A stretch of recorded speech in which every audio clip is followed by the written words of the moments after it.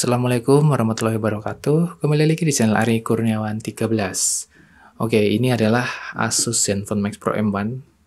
Ketika saya menggunakan Pixel Experience ya, custom ROM Pixel Experience, saya sudah melakukan update selama 1 kali. Ketika kemarin update security patch-nya itu ada di bulan Juni. Ini sekarang sudah saya update ke yang terbaru 5 Juli 2022. Update-nya tuh via recovery ya. Jadi ketika mau update, kita harus menghapus semua file yang ada di sini. Jadi nanti ada notif di sini nih, sistem update muncul. Total file itu sekitar 1,52 GB. Nah, setelah kita update harus download filenya, lalu harus install menggunakan recovery, dan itu akan diminta untuk menghapus data dan aplikasi. Jadi kayak install baru, kayak reset pabrik kayak gitu. Itu nggak enaknya pakai custom ROM kayak gitu ya. Kalau ada update, kita harus mulai ulang dari awal. Nah, di sini bagaimana nih pengalamannya menggunakan Pixel Experience di Asus Zenfone Max Pro M1 selama saya pakai ya. Jadi awal udah langsung saya custom ROM ke Pixel Experience. Yang pertama jelas, kalau saya katakan ini jauh lebih enak daripada Pixel 3 AXL ya, karena RAM-nya 6 GB. Satu lagi catatan, RAM-nya 6 GB, jauh lebih smooth, buat multitasking jauh lebih nyaman, buat main game yang ternyata performanya lebih ngebut. Jadi saya kalau main game Mobile Legends ini, saya lebih sering main di sini daripada di Pixel 3 AXL, karena di sini nggak nge-lag, terus nggak cepet panas juga, dan baterainya awet banget.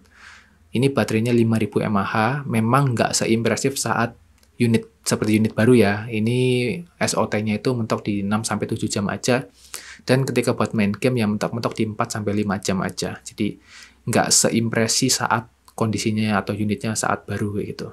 Tapi ini jauh lebih nyaman memang. Apalagi kalau buat war ya, buat war itu misalnya ketemu musuh dan rame-rame gitu di pertempuran gamenya, di Land of Dawn, ini jauh lebih enak. Settingannya memang saya nggak maksimalin ya. Ini sekarang, dulu nih, Max Pro M1 tuh bisa nyampe ultra untuk RAM 6 GB, tapi sekarang udah nggak bisa, udah dikunci. Ketika saya coba di ROM bawaannya di Android 9, juga nggak mau, tetap di high mentoknya. Ini settingan yang saya anggap nyaman buat main game, karena kalau di high itu suhunya kerasa naik, dia anget kayak gitu. Jadi saya atur kayak gini, ini sangat nyaman, gambarnya juga ya masih bisa enak lah dilihat. Terus untuk jaringan, untuk WiFi menurut saya di ROM ini nggak pernah loss ya, nggak pernah hilang, nggak pernah putus, nyambung kayak gitu, masih cukup lancar. Tapi memang jarak koneksinya tidak sejauh di Pixel 3 AXL.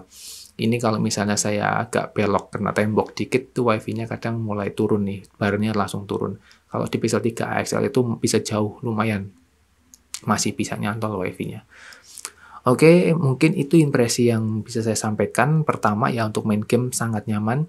Lalu bagaimana nih dengan tampilan Android 12-nya? Ini seperti Android 12L ya. Ini ciri khasnya itu ada di wallpaper yang bisa kita pilih langsung dari sini. Bisa kalian ubah juga, misalnya kayak gini nih. Nanti langsung diterapkan ke wallpapernya di sini. Jadi di sini wallpaper bawaannya itu cukup banyak memang. Berbeda dengan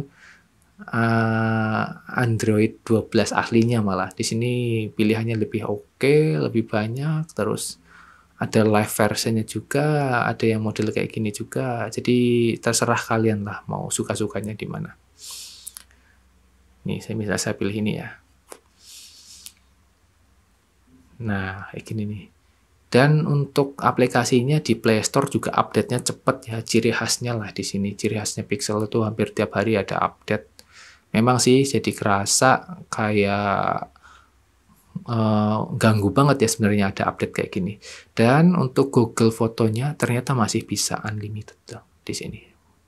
Nih, saya nggak pernah melampaui dari 51% ya. Jadi selalu ketika saya rekam di sini ada foto atau apa, hasilnya masih unlimited.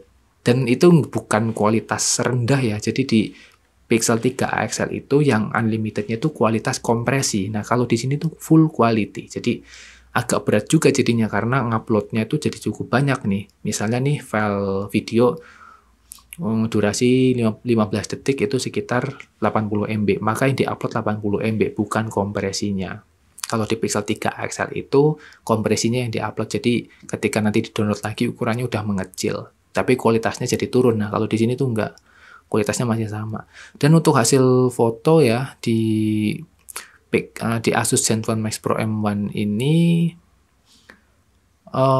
oke-oke aja ya, tidak ada komplain sama sekali. Tetapi nih, di updatean yang terbaru Pixel Experience, aplikasi kameranya itu diganti, bukan Google Pixel Go lagi, bukan Gcam Go lagi. Ini menurut saya aplikasinya agak ecek-ecek banget sih, makanya saya installin Gcam. Tapi ya untuk foto-foto bagus-bagus aja, karena ini resolusi kameranya udah 16 megapiksel ya, jadi kalau buat jepret foto ya tetap detail dan cepet. Dibandingkan kalian harus jepret pakai Gcam tuh, pakai aplikasi bawaan kamera ini cepet banget. Ini mirip dengan aplikasi kamera light kayak gitu ya. Jadi fiturnya sangat sedikit sekali. Hanya ada HDR kayak gini. Terus framing in, udah timer sama balikin kamera ke kamera depan. Udah selesai, nggak ada fitur-fitur pengaturan, bahkan nggak ada. Cuma digeser ke sini kalau mau ganti. Jadi kita masuk pengaturan ya udah kayak gini aja nih. Resolusi and quality. Udah, terus advance, manual exposure, brightness, udah nggak ada lagi.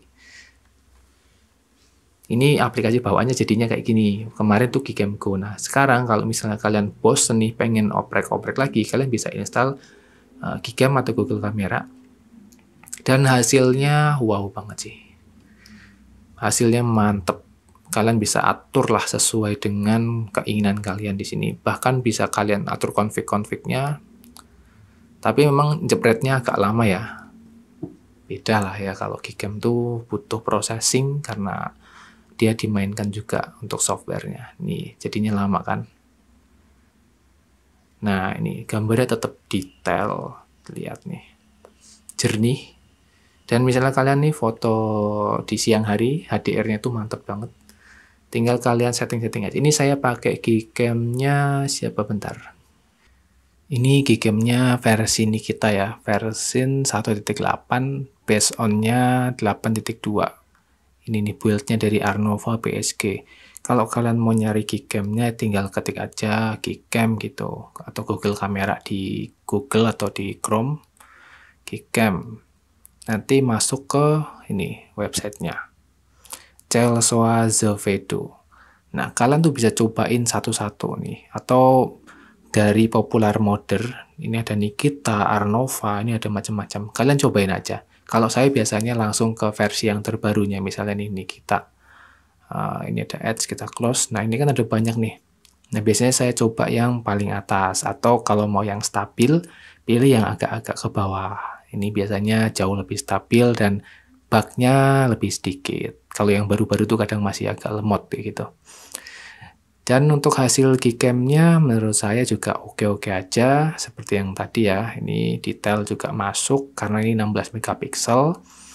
Terus untuk fiturnya bagaimana? Fiturnya berjalan dengan sangat normal, jadi tidak ada fitur yang force close di sini. Potretnya juga bekerja dengan baik. Terus night set-nya juga oke. Ini juga bisa kalian setting ke astrofotografi. Ini, jadi semuanya normal.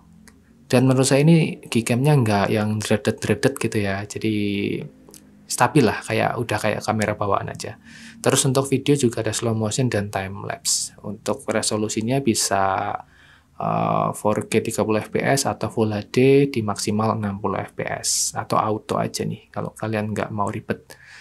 Jadi untuk fitur Gcam-nya di Nikita berjalan dengan normal, di sini nggak ada kendala. Lalu untuk widget nih, widgetnya juga semuanya bisa dipakai ya. Kalian mau pakai widget apapun di sini normal, bisa berjalan dengan baik. Misalnya digital well-being, di sini juga bisa dipakai untuk mengetahui penggunaan, waktu penggunaan smartphone ya. Kalian jadi bisa pantau tuh sehari-hari udah pakai HP berapa lama. Fitur-fitur lainnya semuanya di sini sangat minim bloatware. Jadi bahkan aplikasi Google itu ada yang memang nggak ada ya. Jadi di awal kalian harus kayak Google Maps itu kalian harus install sendiri. Ini kan belum ada nih Google Maps atau Google lainnya kalian butuh nih. Jadi ini benar-benar clean dan penyimpanannya jadi lega. Nah, kalau kalian yang nggak suka banyak bloatware, ROM ini cukup idaman sih. Jadi untuk internal storage-nya nggak kemakan terlalu banyak. Kayak gitu. Jadi inilah Google custom ROM Pixel Experience Android 12 yang terbaru. Nanti rencananya nih kalau yang Android 13-nya udah keluar ya custom ROM-nya, kemungkinan sih di bulan September atau Oktober saya juga mau coba nih dipasang di sini. Bagaimana nih, lancar atau enggak? Jadi untuk impresinya di Pixel Experience update yang terbaru di Juli ya, patch Juli 2022, ini sangat layak atau cocok dipakai untuk harian maupun buat game. Nah, kalau kalian pakai yang varian 464 atau 332, saya tidak menyarankan ya. Bisa diinstal, tetapi kemungkinan besar akan mengalami banyak kendala, terutama multitaskingnya lemot, terus kemungkinan besar nih ya, baterainya juga terkendala, karena dia akan memaksa performa yang tinggi, tapi ternyata RAM-nya nggak mampu, jadi baterainya yang terdampak di situ. Oke teman-teman, mungkin itu aja untuk info Max Pro M1 ini. Kalau kalian mau beli HP ini juga bisa, tapi saat ini nggak saya jual ya, kecuali ada yang nawar dengan harga yang cukup cocok ya. Kali ini saya nggak jual murah nih HP. Nggak seperti HP-HP Google Pixel lainnya atau HP-HP non-resmi lainnya yang saya jual selalu di bawah harga pasaran. Kalau Max Pro M1 ini saya jual sesuai dengan kemauan saya lah ya. Karena ini saya belinya lumayan nih, agak sedikit menggunakan budget ya, budget yang di luar dari alokasi dana biasanya. Terima kasih sudah menonton, semoga video ini tetap bermanfaat. Wassalamualaikum warahmatullahi wabarakatuh.